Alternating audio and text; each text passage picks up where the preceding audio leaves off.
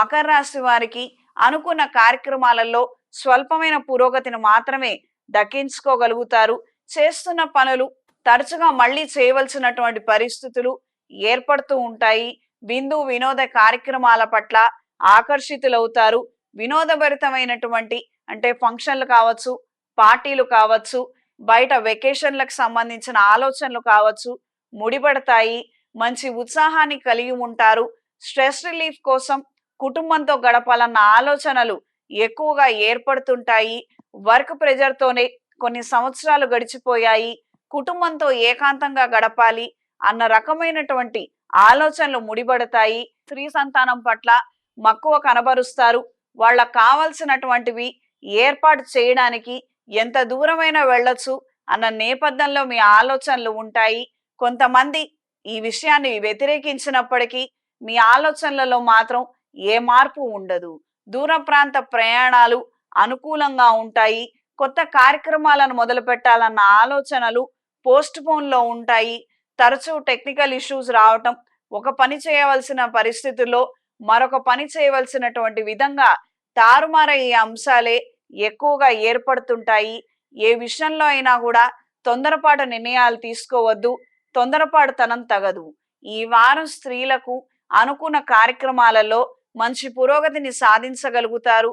చేస్తున్నటువంటి కార్యక్రమాలలో మీదైన శైలిలో మీరు వ్యవహరించగలుగుతారు.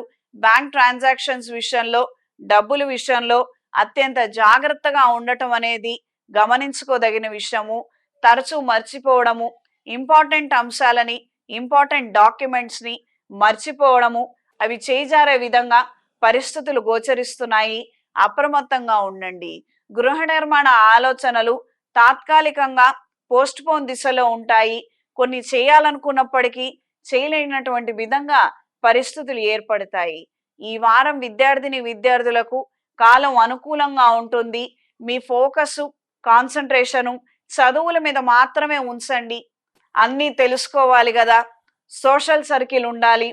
రకరకాల ఆలోచనలు, ఇతర విషయాల గురించి, మనకు అక్కర్లేనటువంటి అంశాల గురించి సాధ్యమైనంత వరకు దూరంగా ఉండండి. మీకు సంబంధం లేని ఒక విషయంలో బలంగా ఇరుక్కుపోయే అవకాశం ఉంటుంది. ఆ ప్రమాదం పొంచుంది. అప్రమత్తంగా ఉండండి.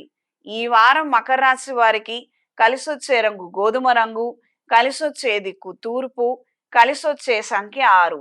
ప్రతిరోజు ప్రతినిత్యం ఇంద్రాణి స్తోత్రాన్ని, ఆదిత్య హృదయాన్ని క్రమం తప్పకుండా చదవండి. మంచి ఆరోగ్యాన్ని తిరిగి సంపాదించుకోగలుగుతారు. దీర్ఘకాలికమైనటువంటి అనారోగ్యాలు ఎక్కువగా ఉన్నప్పుడు, చికిత్స తీసుకున్నప్పటికీ ఫలితం లేనప్పుడు రవిగ్రహ అనుగ్రహం కోసం జపం చేయించి, స్వామివారికి అభిషేకం జరిపించి, సౌరపాష్పత హోమాన్ని జరిపించండి.